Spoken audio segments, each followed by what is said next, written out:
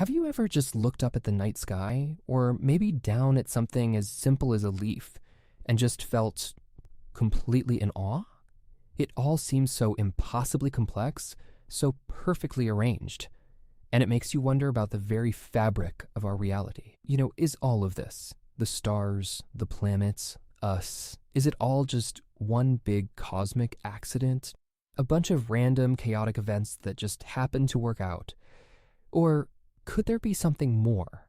A kind of hidden blueprint, an underlying order that connects not just the galaxies, but absolutely everything. Let's dig into that. You see hints of this order on the biggest scale you can imagine. The planets swing around the sun with a kind of mathematical perfection. It's not messy, it's not chaotic, it's more like a celestial dance. And every dancer knows the steps, and you see it right here at home too. The seasons change, right on schedule. Water always flows downhill. The natural world, it just works. It runs on a system of principles, and as long as those principles are followed, everything stays in balance. Now let's bring it even closer, right inside you. Your own body is this incredible masterpiece running on countless invisible laws. Your heart just beats, your lungs just breathe. You don't even have to think about it.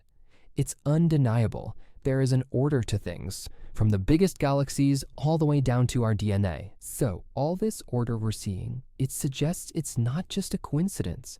It's based on a set of fundamental laws, a kind of unseen blueprint. And we can actually trace this blueprint through 4 key areas, starting with the very stuff our world is made of, the law of matter. And this is where it gets really fascinating, because this law of matter actually starts to define what has value. Think about it. A diamond is just carbon, but it only becomes a diamond under the exact right conditions. The perfect amount of heat, the perfect amount of pressure. Get those conditions wrong, and that same carbon is no different than the lead in your pencil. The incredible potential is there, but you have to follow the law to unlock it. This idea doesn't stop there. It scales up into what you could call the law of structure. You can have the best materials on Earth, steel, cement, sand, but if you just throw them together without following the blueprint, without the right ratio, what happens? The whole thing cracks. It collapses. To build anything that lasts, you have to obey the rule. And of course, this is absolutely true for living things. A plant needs that perfect mix: sunlight, water, air. You take just one of those away, you break that natural order, and the plant just withers. Life is lost. It's the same for us, right? If our bodies get out of whack, if we ignore our biological needs, we get sick. Life itself depends on following its own set of laws, which brings us full circle, right back to the cosmos. Our existence here on Earth is just a miracle of precision. If we were a tiny bit closer to the sun, we'd burn up. A little farther away, we'd freeze solid. We're protected by this invisible magnetic field, and even shielded by our giant neighbor Jupiter. This isn't luck. It's a system of laws working with unbelievable accuracy. Okay, so we've seen this incredible, undeniable pattern of law and order in the physical universe. It's in the atoms, it's in the stars, it's in everything we can see and touch.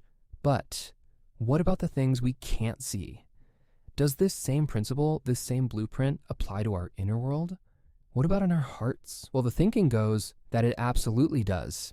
Just like breaking a physical law can cause an earthquake or a flood, breaking the order within our relationships causes pain, conflict, and deep wounds. And this isn't just about someone getting their feelings hurt.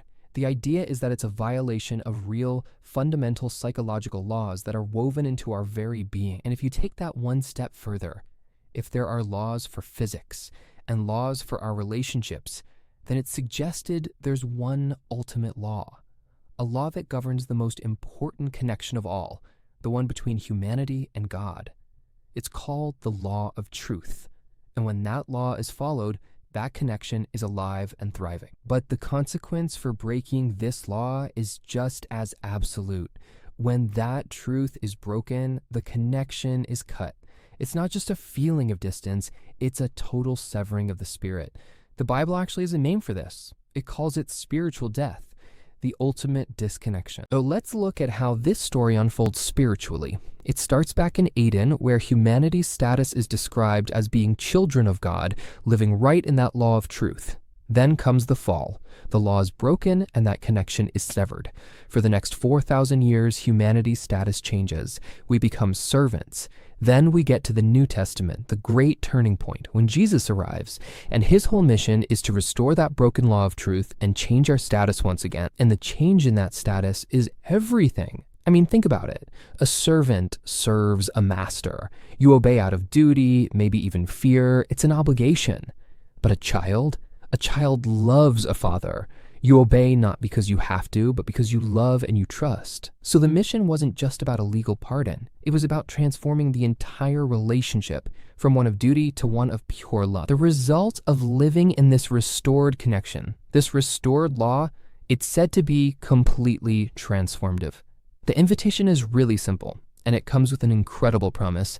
Stay in it, and you'll never be the same. So this leaves us with a pretty big question to think about. Whether you see it as physics, psychology, or faith, this principle of order and the consequences of breaking it seems to be woven into everything. So where do you see this law showing up in your own life, in your work, your relationships, your own heart? If this idea of a universe by design got you thinking, and you want to explore more of the essential ideas that shape our world, make sure you subscribe. Thanks for joining me on this one.